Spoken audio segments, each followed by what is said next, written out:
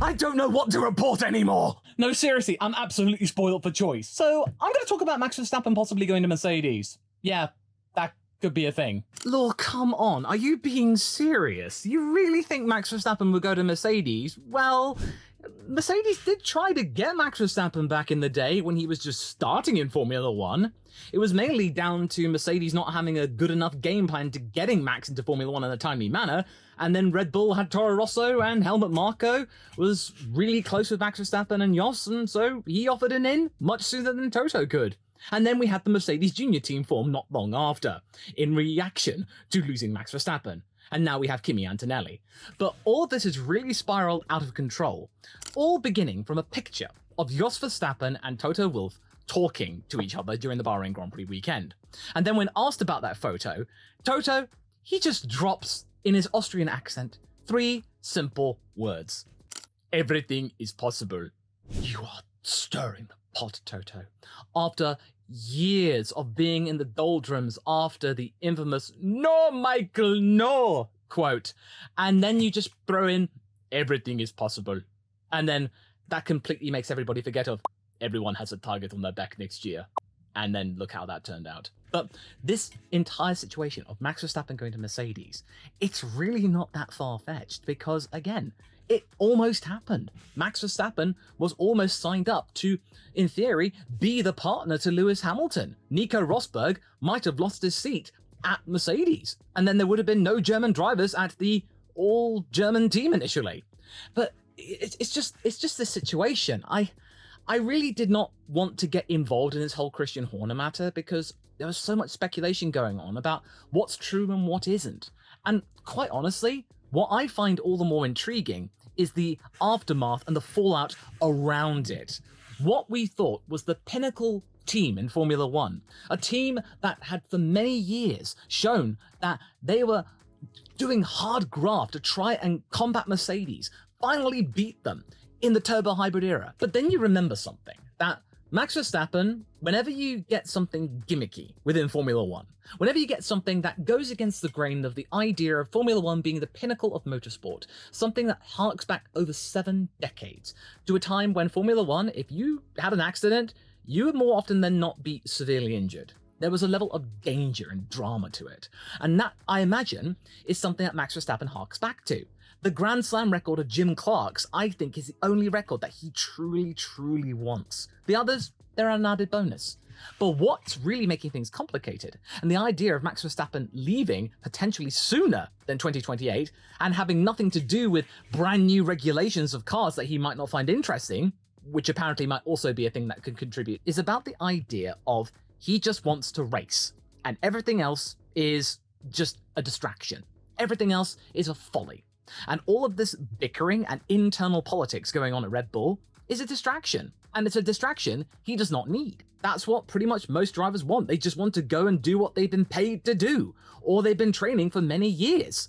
And then you just get this idea of he could possibly leave, because there have been talks about a possible exit clause that was around with this brand new contract, that if Helmut Marko one day left Red Bull, either on his own terms or if he was ousted, then it means that that clause could be exercised, that Max Verstappen could break his contract without penalty. And that is something that is quite intriguing, because last year there were calls for Helmut Marko to be removed from his post after all of the comments that he had been making about Sergio Perez. He then suddenly went quiet and he started talking quite nicely about Checo for the longest time, and he still is kind of. It's almost weird in how nice he's being to Checo, and he's been relatively reserved, including with all of these politics, with only 1 or 2 sentence answers. But he then had his contract extended with Red Bull as an advisor, and you then think, well, okay, there is a good reason why there is this exit clause, because Helmut Marko and the Verstappens go way back. Helmut Marko was one of the driving influences of Red Bull getting Max Verstappen. Lo and behold, he ends up at Red Bull Racing. But the idea of him going to Mercedes, it's not that silly, because it almost happened. But all this remains to be seen, that it could happen, it might not happen. Things might resolve themselves, and then Max Verstappen can get on to absolutely dominating the scene. But if he were to leave, then this would cause a major stir within the Formula 1 paddock, because like it did with Lewis Hamilton going to Ferrari, there'd be an open seat at Mercedes. And then if, for example, Max Verstappen leaves for Mercedes and fills in that seat with George Russell, then there's going to be a free seat at Red Bull. Well, potentially 2 seats at Red Bull. But the question is, though, what would happen? Would Sergio Perez be given a pardon, a stay of execution for some sense of consistency?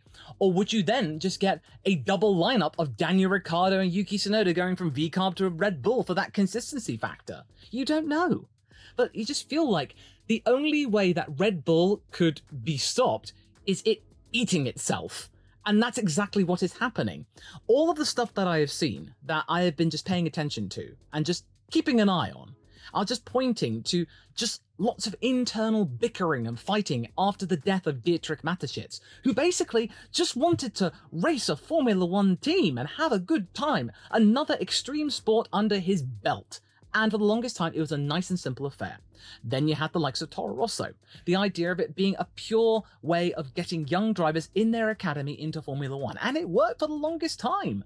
But then as soon as he passed away, unfortunately, at the end of 2022, you then just had all of this internal bickering and changes of policy. The idea of Toro Rosso, the basic principle of it, gone.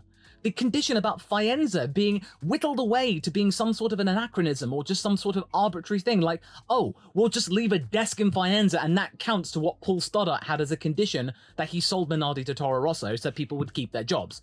One person, the janitor of the Faenza factory, would get to keep his job, basically. But then you just feel like the entire way that Red Bull is operating itself, it just feels like it's falling apart, or it's getting too big for its boots. And the major interpretation that I've seen is that Christian Horner wants to look at Red Bull as a legit manufacturer team, like Mercedes, like Ferrari, instead of being effectively a customer team. So you get Red Bull powertrains using the remains of the Honda engine, collaborating with Ford for the battery side of things. And then, when things are dragging its feet with those investigations, Ford come out of the woodworks, wanting a conclusion to be sought out as soon as possible, and then just all of this is a distraction at a time when the RB20 may or may not be as dominant as the RB19. Granted, Max Verstappen finished in front of Sergio Perez by over 20 seconds, but then you've got to take into consideration that the Mercedes car and the Ferrari had some sort of issue, be it brake problems or power issues to do with faulty cooling, that they got their forecast wrong.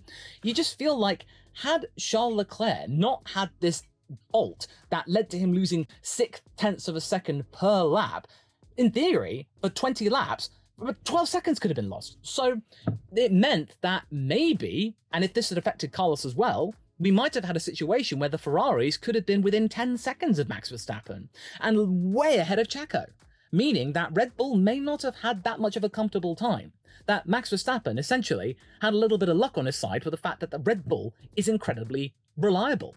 The team operation itself is remarkably good, and to walk away from that is a really dodgy risk because Mercedes right now, they are not the best team, but they do have some of the talent that they lost coming back. James Allison has developed a car which both drivers think has potential and is a good baseline to then build from for the next couple of years. You feel like Mercedes have been through the loneliness era, that they have started to realize that, look, we're not the team that we used to be. We need to reinvent ourselves. And with the likes of George Russell, who does speak our language, he seriously does, because he does provide very transparent and detailed analyses of what happened, like James Allison does with his debriefs and James Vowles does with Williams to this day. You just feel like Mercedes have gotten over the drama. And then with Lewis Hamilton leaving, there is a really huge cloud disappearing, going over to Ferrari. All of that pressure, the 7-time world champion moving over to the Scuderia, it in a way poetically makes a lot of sense. And then in comes Max Verstappen, who basically just wants to race. He wants a car that he can work with. He wants a team that can win world championships, has won world championships, and has the facilities. Brackley, the base of Mercedes, is expanding. They are building out their facilities. They're not closing stuff down. They are on the up. They are trying to reinvent themselves in a manner which is fit for what they can do.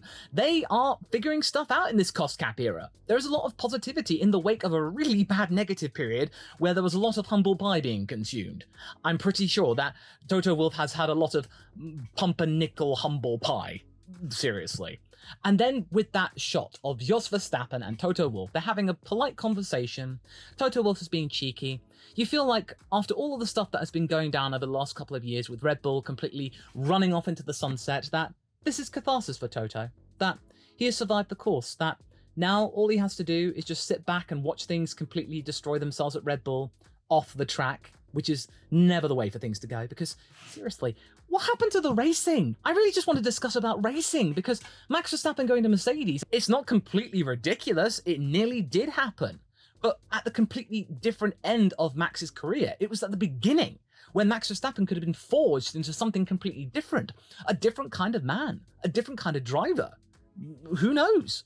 Or then maybe it might have not worked out and he might have lost a seat. You never know.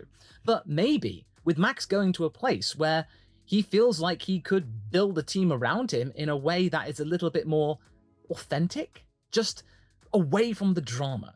Ferrari, well, that's going to be Lewis Hamilton's territory for the next couple of years. McLaren, well, that's really geared around Lando Norris and Oscar Piastri. There's no room for Max Verstappen there. And I don't think that Zach Brown would have really much of an interest in having him there. So Toto, Mercedes, that's the only option. If Red Bull just get rid of Helmut Marko and then the Verstappens decide, you know what, the person that we really value a lot is gone, then why are we here? Part of the reason why we even arrived at Red Bull and Toro Rosso in the first place is gone.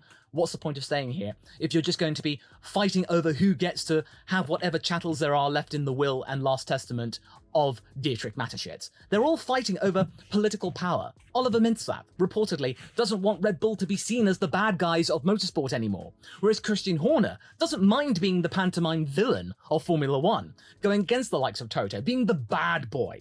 You see the slogan for Red Bull this year, Forever Rebel, being the naughty, the rambunctious, the rebellious, the party team.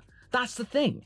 They have that attitude. That's what it's always going to be, because that's what Red Bull is all about. Extreme sports. It's bold.